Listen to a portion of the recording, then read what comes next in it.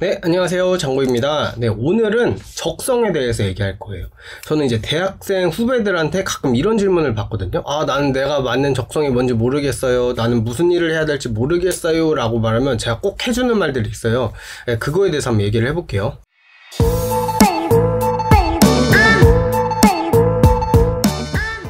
저는 적성에 맞은 일을 찾은 편이에요. 그래서 되게 만족을 하면서 제가 이 일을 하고 있죠.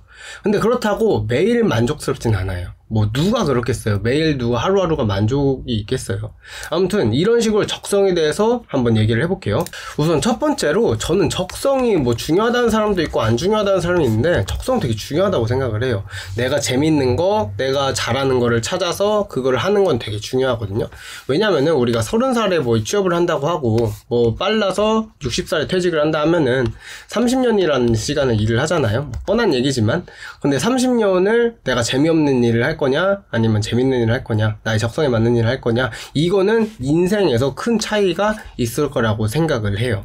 근데 이제 또 적성에 대한 오해가 몇 개 있는 것 같아요. 그래서 저는 그 오해를 꼭 짚고 넘어갔으면 좋겠어요.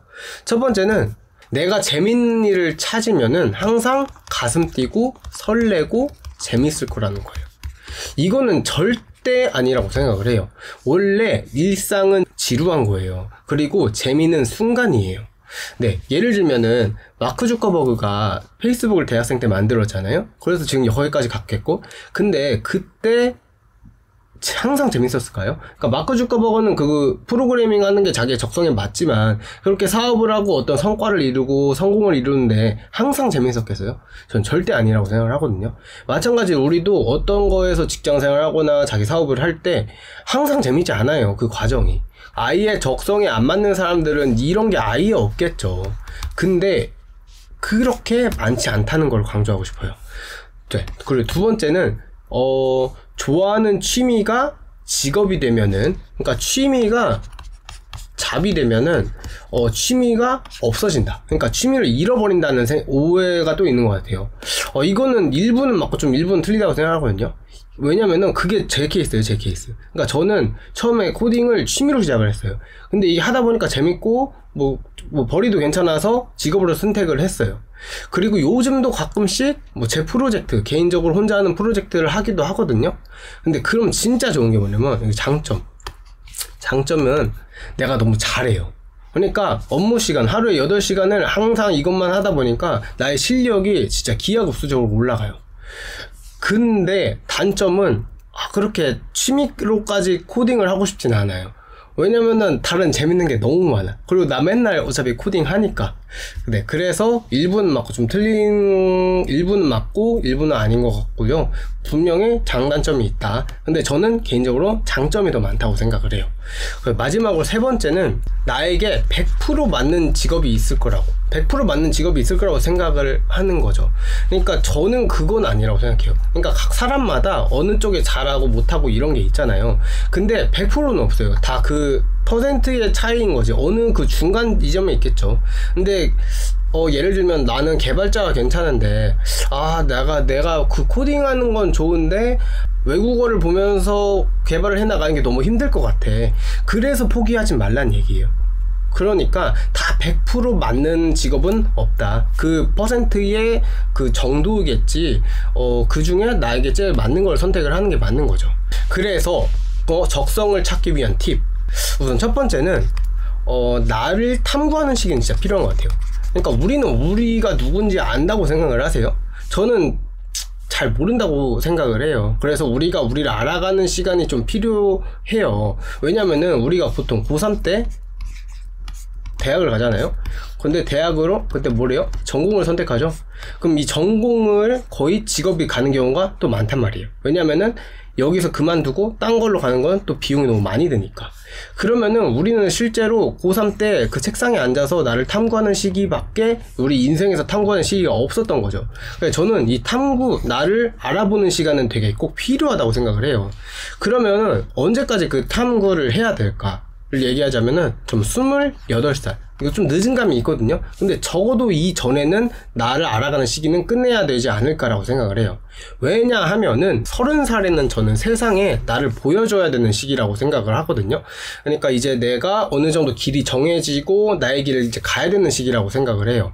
근데 그래서 28에서 이 30까지 어떤 직업을 준비하는데 한 2년 정도 걸린다고 가정을 해서 28살까지는 나를 탐구하는 시기를 가져라 라고 말하는 거예요.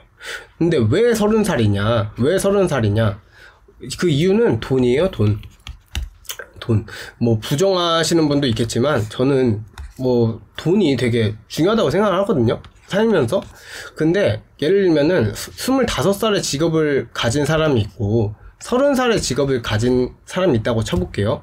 근데 돈의 특성상 자산은 좀 복리의 마비라고 해서 지수함수로 늘어나게 돼 있어요. 그러니까 돈이 많으면 돈을 더 많이 벌게 돼요. 그래서 25살부터 돈을 벌었던 사람들은 뭐 이런 식으로 할 테고 30살에 돈을 벌었던 사람들은 뭐 이런 식으로 할 테란 말이죠. 근데 이 30살이 엄청 돈을 많이 버는 직업을 찾지 않는 이상 이 갭은 갈수록 늘어나게 돼 있어요. 갈수록. 그래서 절대 이 격차를 줄이기가 정말 힘들어요. 어떤 이벤트가 발생하지 않는 이상. 근데 우리 인생에 뭐 이벤트가 발생하겠어요? 아마 그냥 쭉 가겠지? 그렇기 때문에 이 돈 때문에 30에는 그래도 적어도 해야 되지 않을까. 이게 뭐 30이 아니고 뭐 35. 그럼 더 안 좋은 케이스죠. 그러니까 빠르면 빠를수록 좋죠. 그러면은 되게 중요한 게 사실 시간이에요, 시간. 특히 게임, 유튜브, 넷플릭스. 이거 뭐 휴식 좋아요. 근데 휴식은 해봐야 2-3시간 아니에요? 2-3시간? 하루에? 근데 이걸 5시간에서 6시간 하지 말라는 거죠. 그러니까 이 정도 되면은 저도 해봐서 알지만 5시간에서 6시간 하루에 뭐 게임을 한다? 그럼 솔직히 그렇게 재미없거든요. 그냥 할 거 없고 하는 김에 그냥 그렇게 시간을 보내는 거지 그렇게 재밌진 않아요. 그래서 이 시간들을 좀 더 나를 탐구하는 시간에 두고 좀 더 박차를 가해서 돈을 많이 벌면은 행복. 그럼 마지막으로 제 이야기를 좀 해볼게요. 저는 원래 천문학과를 나왔어요. 그리고 항공우주공학과를 복수 전공해서 인공위성 쪽으로 가고 싶었어요. 인공위성. 그래서 대학원을 가고 싶었어요. 근데 우리나라가 이 우주산업이 조금 기술이 떨어지는 편이거든요. 그래서 유학을 준비하려고 했고 영어 공부하고 이렇게 뭐 하다 보니까 너무 길이 안 보이는 거예요. 그러니까 주변에 갔다 온 사람도 없고 뭐 어떻게 해야 되는지 모르겠고 뭐 인터넷에서 그런 뭐 글들은 있지만 그게 정말 가능할까? 그걸 너무 어려운데? 그래서 포기했어요. 그리고 군대에 갔어요. 군대를 갔는데 군대를 이때 장교로 갔어요. 장교는 39개월. 시간이 많잖아요. 이때 저는 내가 뭘 좋아하는지를 한번 알아보기 시작했어요. 그래서 해본 게 그때 뭐 캐드 많이 했었고요. 그리고 변리상부도 잠깐 했었어요. 그리고 코딩 했었죠. 근데 이게 우리가 실제로 일을 하기는 어렵잖아요. 그렇기 때문에 자격증을 공부하면서 그냥 뭘 남기면서 간접적으로 체험을 해보려고 했었어요. 그 캐드 너무 재밌었고요. 변리사 재미없었어요. 내 스타일 아니었어요. 뭐 시험이 어렵기도 하고 코딩 재밌었어요. 그래서 그러면 어떤 분류가 보여요. 그러니까 내가 좋아하는 거에 어떤 좀 교집합이 생겨요. 저에겐 뭐였냐면 그게 컴퓨터였고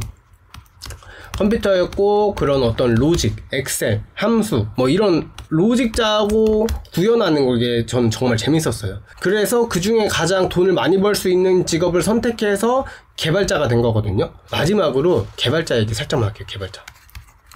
개발자가 좋아요. 뭐 적성을 많이 탄다는 단점이 있어요. 그치만 좋은 게 뭐냐면 우선 돈의 관점에서 굉장히 지금 유리해요. 솔직히 개발자 대기업 들어가려면 1년에서 2년 정도만 빡세게 하면 갈 수 있거든요. 근데 이렇게 해서 대기업 가면은 연봉이 뭐 왔다 갔다 할 거예요. 전 잘 모르지만 왔다 갔다 할 거예요. 근데 요즘 우리 많이 하는 공무원은 예를 들어 볼게요. 물론 공무원은 나중에 그게 다르니까, 그러니까 그 안정성이 다르니까 뭐 정확하게 비교는 안 되겠지만 공무원은 1-2년 해가지고 9급 들어갔어요. 그러면은 한 이 정도 될 거예요. 그러면은 그 노력에 비해서 이 가성비가 안 나온다는 거죠. 그리고 지금 뭐 공기업이든 뭐든 우리가 1-2년 공부해서 이만큼 받을 수 있는 직업이 있어요? 저는 이 개발자밖에 없다고 생각을 하거든요.